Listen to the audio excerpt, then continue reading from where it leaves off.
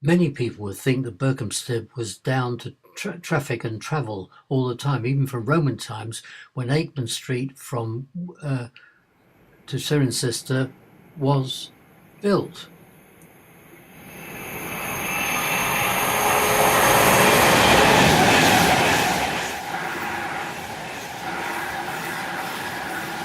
But it's much more than that. Here is the Church of St. Peter, built in the 13th century, rebuilt in the 19th century.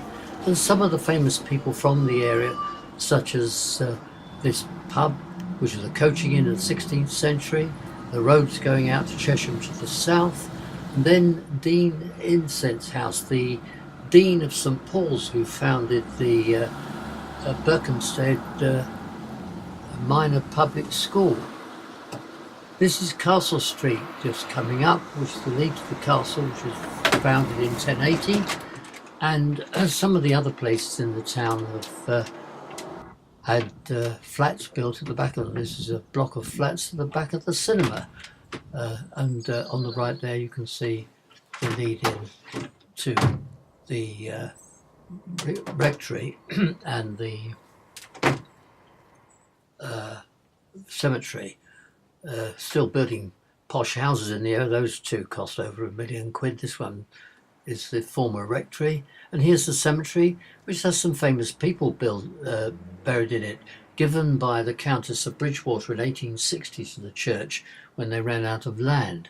One or two generals, I think, in there, and a number of people from the previous wars who've been buried in this place. The Friends of the Church, there's the church again, are trying to upgrade it and make it a pleasant place. But the town is really heavily packed. This is buildings for high-tech stuff. And here's Clementine Churchill's former house. Now we're coming back to the Rex Cinema, which is a listed building, 1938 it was built. Now it's a restaurant where the entrance was. Here's the restaurant. But blocks of flats have been built over the side of the cinema, which have been refurbished with the expense of, or the money that came from building the flats. Georgian houses on the Bargesses, I think they were called, where the Burghers lived and owned. But again, more buildings have been built into it to have offices.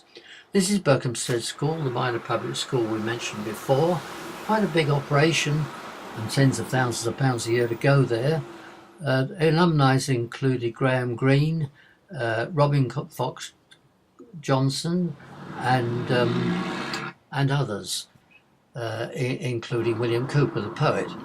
Of course, coming back to transport, the canals to the Midlands, Stoke and places like that had a huge advantage in getting pottery to London from Stoke, and other manufacturers from the Birmingham area and the north of England. The local council and the town council have combined to do these plaques, and of course the canal is now as busy as it ever was with leisure craft going along it. Near the canal was a very swampy area, now called Canal Fields, but Berkhamsted has its old factories turned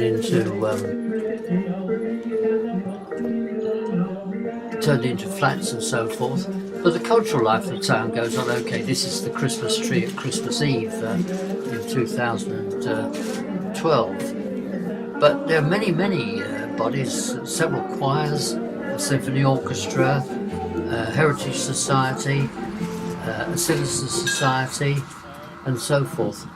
But there's some houses in the area too which have interest. The Rothschilds, who funded Disraeli when he bought the Suez Canal for £4 million and then told Parliament about it afterwards. This is one of Rothschild's buildings in Tring, which has been converted to the building before.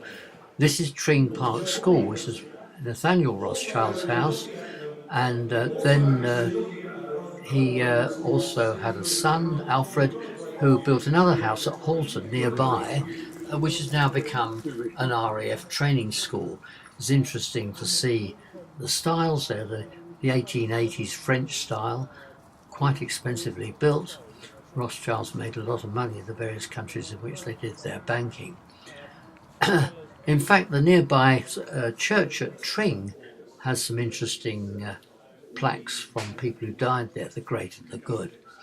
The Gore Monument's one of them. Here's them looking after Kyrgyzstan, apparently, with the church outreach work. Churches do that sort of thing, don't they? Rose and Crown, again, put back from the old coach. 15th century copy this is for thing. Halton House, as I said, is the RAF training school, Alfred Rothschild's home. Now a training school for RAF officers, but some of the alumni, including King George V and various other old people, there's pictures up here, and it's a fairly fancy building, as you can see, Grinling, Gibbons carvings and things like that. It's interesting to see the comments in the visitors book. There's one comment. Oh yes, a picture of aircraft being built there and a steam train coming to the place and a passing out parade. But it's interesting to see the comments in the visitors book. Here's one from the Indonesian military saying how they had a wonderful thing there. Interesting, isn't it, considering sort of deals we do with people like this.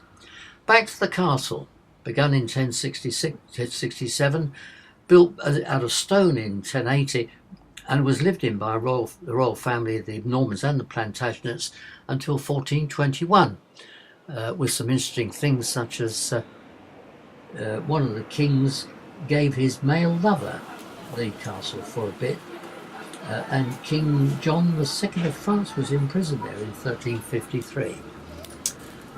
Berkhamsted had a market since the 13th century, but modern markets haven't.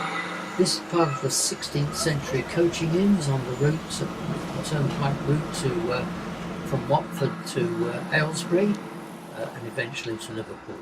That particular pub has been turned into a youth club, and here's the church again with the Court Leet House. Thanks to everybody who made Berkhamsted what it is.